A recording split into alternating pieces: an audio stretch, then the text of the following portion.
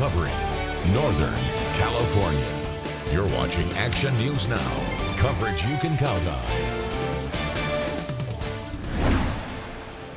Our group is running on adrenaline. The chaperones say they were too excited to get much sleep last night.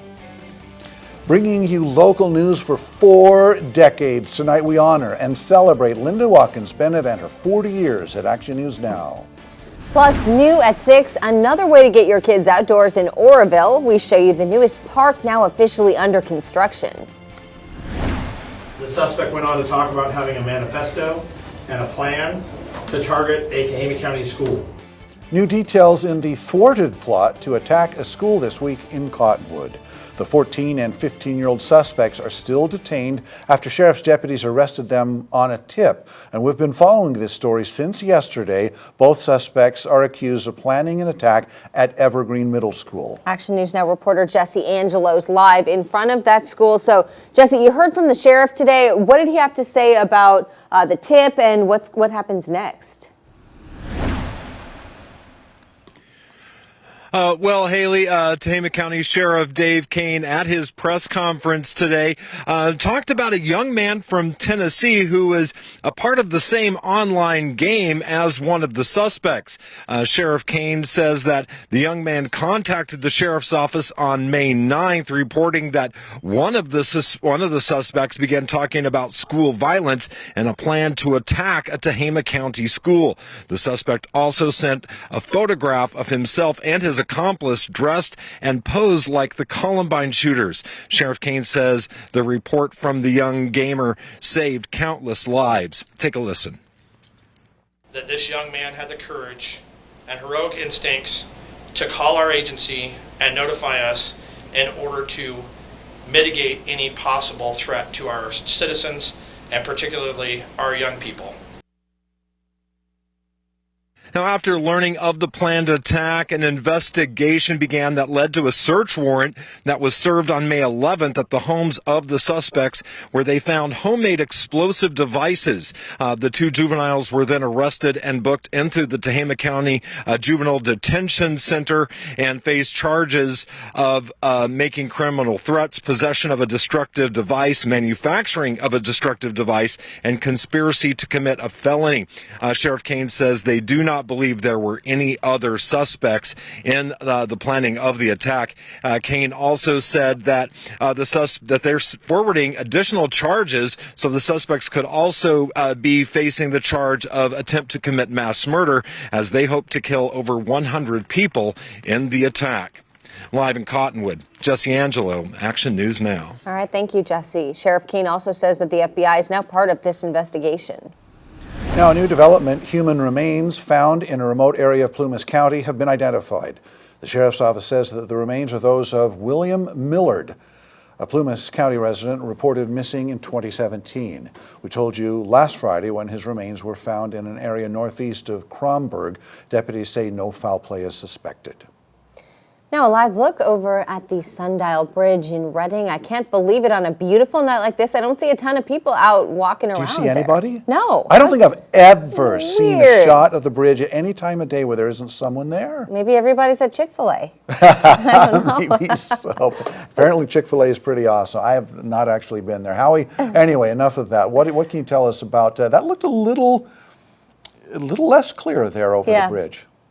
Well, I mean, we have some clouds in the area still. Most of those clouds off to the east bringing showers to the foothills, the Sierra, the Cascades, and the Sierra Nevada closer. You see most activity in the state of Nevada as all that activity in the storms pushing that way, further away from the area and out of the area. Now, we are seeing some rain in the foothills, Paradise, over a ½ an inch of rain. So, yeah, if you're up in those higher elevations, you are seeing the rain, not as heavy as what we had a day ago. Those winds have really come down as well. Temperatures have gone up, and they're going to continue to go up for a few days. And we'll talk more about that coming up in just a few minutes from now.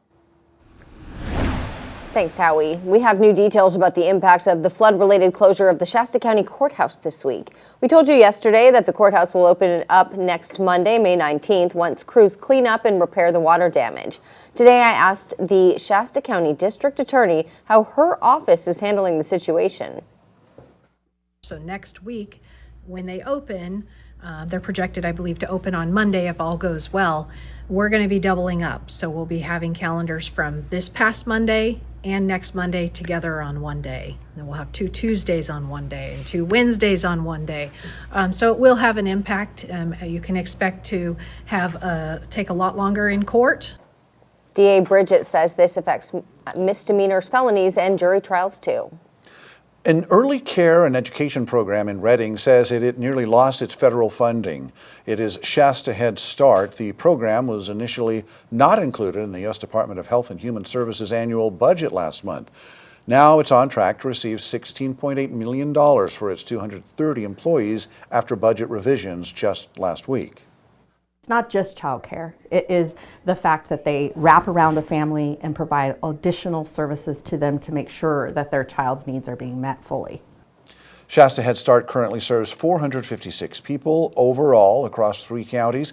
It says that 90% of the families they serve are living below the federal government poverty line, while 10% of the children they help have disabilities or even might be fosters or homeless. Butte Behavioral Health is expanding its care after receiving a $7.7 million grant. The grant will go toward the development of the county's first mental health rehabilitation center. Butte Behavioral Health Director Scott Kennelly says the center would provide long-term housing and treatment for patients with severe psychotic or mental health disorders who are under a conservatorship. The grant will specifically go toward upgrading the former Enloe Behavioral Health Building and Sim Lab. And this is something that we've been trying to get up and running for the last couple of years. So it's really exciting that we've got some seed money to start this that will cover the renovations of the building and also some of the initial furniture and beds and all the equipment required to get it started. Kennelly says they have 32 patients who need care through the MHRC.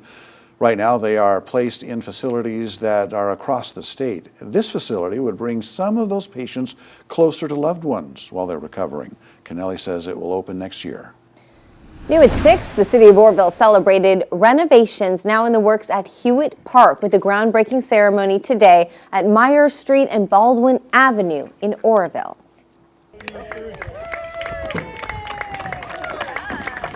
I love that they have kids doing the shoveling of the ceremonial shovels there. City leaders like Mayor David Pittman also came out to mark the milestone in this long-planned project. The goal is to transform the park into a vibrant community hub. Renovations will include a state-of-the-art playground, updated amenities, and improved accessibility. I think it was great to have the 2 kids participate in the shovel and the actual groundbreaking. That's the future of Oroville and the real reason why we're doing this park. Yeah, that's what I said. The new features include a splash pad, 8 pickleball courts, water sprays, and a large new playground with slides that are ADA compliant.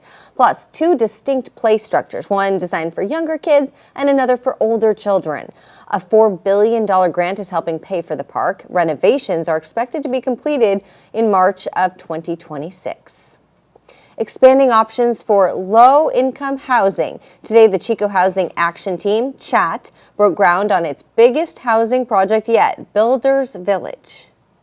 1, 2, 3. Woo! More ceremonial shovels today. The empty 5-acre lot off Highway 32 will soon turn into a housing complex aimed to help the homeless and the disabled. It will be made up of studio apartments, all designed to be ADA compliant. It takes a village, and that's been true for CHAT. We couldn't be here breaking ground if it wasn't for all the support we have in the Chico community. CHAT says it's still looking to secure more funding to build a community center on the property. Builders Village will open at the end of next year. Reporting live in Red Bluff, I'm Linda Watkins-Bennett. Back to you in the studio.